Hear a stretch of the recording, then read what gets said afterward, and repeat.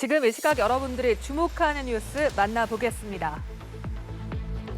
윤석열 대통령이 내년도 예산안에 대한 국회 시정연설을 했습니다. 안보 관련 언급도 있었는데요. 윤석열 대통령은 안보 현실이 매우 엄중하다며 누구도 넘볼 수 없는 강한 국가를 만들겠다고 밝혔습니다.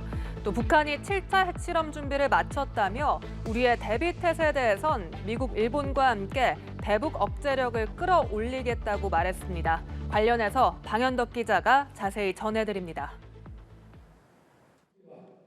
윤 대통령은 북한이 유례없는 빈도로 탄도미사일 발사와 같은 위협적 도발을 이어가고 있다며 경고를 보냈습니다. 이는 유엔 안보리 결의에 대한 중대한 위반이자 국제사회에 대한 정면 도전입니다.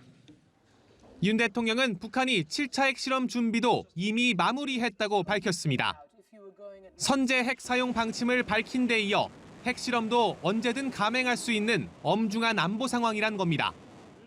윤 대통령은 국민이 안심할 수 있도록 주변국과 함께 대북 억제력을 끌어올리겠다고 강조했습니다.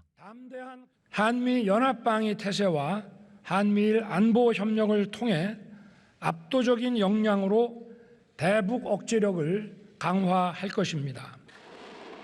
북한 핵 미사일의 선제 타격과 미사일 요격, 대량 응징 보복으로 대응하는 한국형 삼축 체계도 강화하겠다고 예고했습니다. 안보 위협에 대응하여 현무 미사일 F-35A, 패트리어트의 성능 개량, 장사정포 등에 대한 요격 체계 등 한국형 삼축 체계 고도화에 5조 3천억 원을 투입하고 윤 대통령은 북한이 비핵화 결단을 내릴 경우 새 정부의 대북 로드맵인 이른바 담대한 구상을 통해 정치적, 경제적 지원을 하겠다고 언급했습니다. 그러면서 북한을 향해 대화의 장으로 나오라고 촉구했습니다.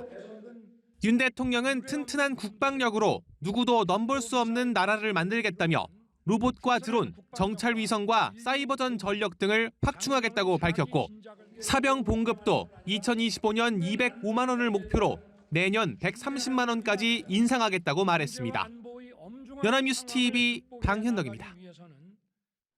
코로나19 확진자 증가세가 심상치 않습니다. 코로나19 신규 확진자가 5주 만에 다시 4만 명을 넘었는데요. 하루 전보다는 3배 넘게 증가한 수치입니다. 한풀 꺾였던 코로나19가 겨울이 가까워 오자 재유행 조짐을 보이고 있는 겁니다. 전문가들의 재유행 예상 시점도 점점 빨라지고 있는데요. 방역당국도 올겨울 독감과의 동시유행, 트윈데믹 방지를 위해 백신 접종을 권고하고 있습니다. 코로나19 소식은 서영석 기자가 보도합니다. 코로나19 확진자는 모두 43,759명입니다. 하루 전에 3배가 넘었고 일주일 전에 비하면 10,000명 넘게 증가한 수치입니다. 4만 명대를 기록한 것도 5주 만인데 지난 9월 19일 4만 7천 명대 확진자가 발생한 뒤 한풀 꺾였던 코로나19가 겨울이 가까워오자 재유행할 조짐을 나타내고 있는 겁니다. 위중증 환자는 225명으로 1명 줄었고 사망자는 17명이 나왔습니다. 예상보다 빠른 확산세에 전문가들은 7차 유행 초입이라고 경고했습니다. 본격적으로 재유행이 시작되는 국면에 들어갔다고 생각을 하고요. 11월 중순에서 12월 초 정도 사이에는 정점에 도달할 수 있다라는 예상은 할 수 있을 것 같습니다. 다만 국민 대부분이 기초적인 면역을 획득하고 있는 만큼 중증화율이 급상승하거나 유행 규모가 종전보다 크진 않을 거라고 전망했습니다. 올겨울 재유행에 대비해 방역당국은 2가 백신 접종 확대에 나설 계획입니다.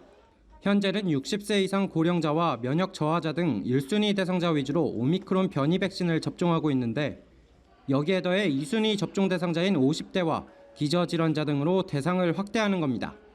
지난주 긴급 사용 승인을 받은 화이자의 BA4, BA5 기반 2가 백신 역시 적극 활용할 계획입니다. 한편 방역당국은 코로나19와 계절 독감의 동시 유행을 우려해 2가지 백신 모두를 동시에 접종하도록 권고했습니다. 연합뉴스 TV 서영석입니다. 강원도 레고랜드발 후폭풍이 이어지고 있습니다.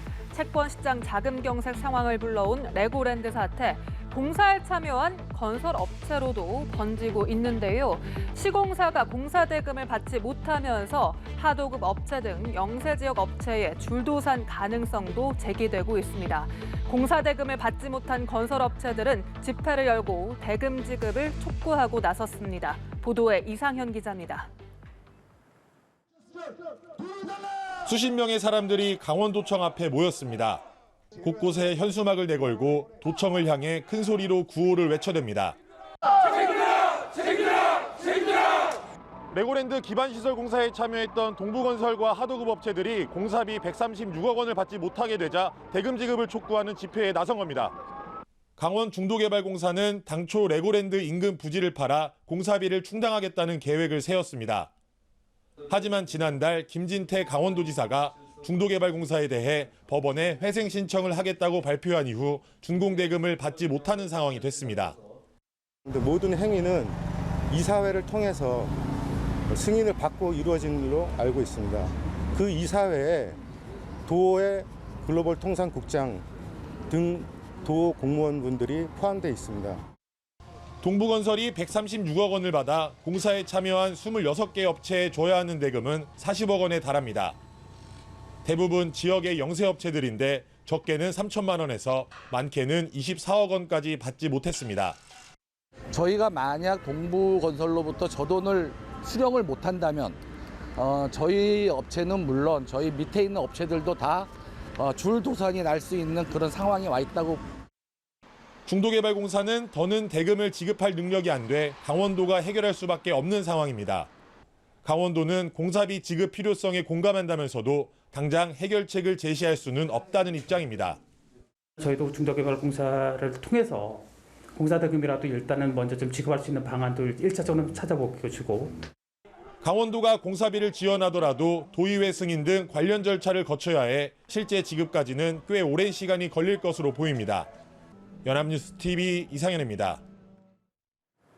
올가을 본격적인 단풍철이 시작됐죠. 산 찾는 분들 많으실 텐데요. 다음 달부터 국립공원 안에서 함부로 담배를 피우다 적발되면 한 번에 60만 원, 3차 적발 시 최대 200만 원의 과태료가 부과됩니다.